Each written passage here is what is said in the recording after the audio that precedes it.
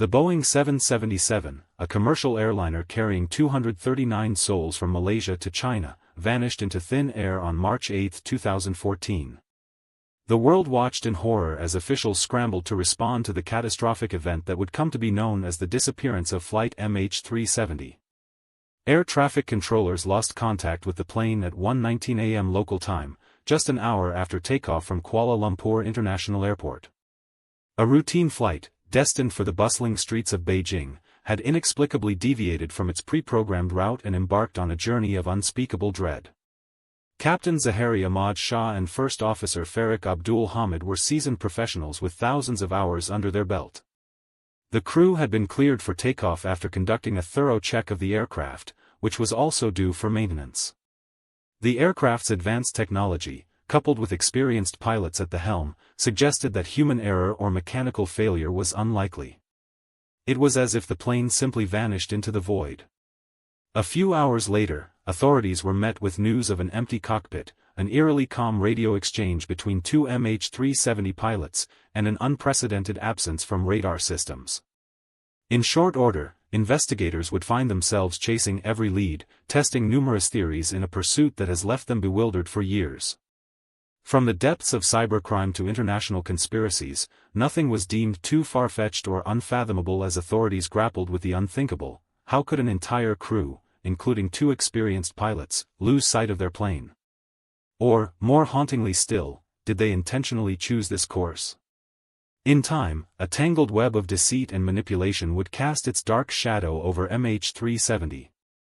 As investigators combed through cockpit conversations and meticulously examined the crew's backgrounds, suspicions centered around Captain Shah.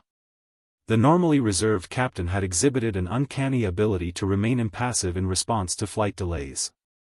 He also harbored a history of personal struggles, grief and frustration stemming from his sister's untimely death, which left many questioning whether these deep emotional wounds may have tipped the scales. However, experts were swift to point out that this interpretation fell short of being conclusive evidence of wrongdoing on Captain Shah's part. Frustratingly for investigators, even though they did uncover a few red flags hinting at an intriguing narrative around the crew and their respective backgrounds, this still did not provide concrete answers about the disappearance.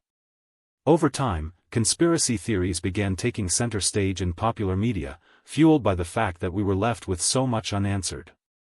The enigma of MH370 has never been a case for just one man or his actions, rather it presented an existential question on the nature of human error and trust within critical systems.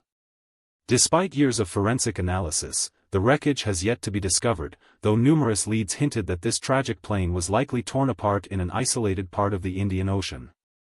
A fact which raises another pressing question: how might the catastrophic loss of a commercial airliner impact the way we view our very trust in technology?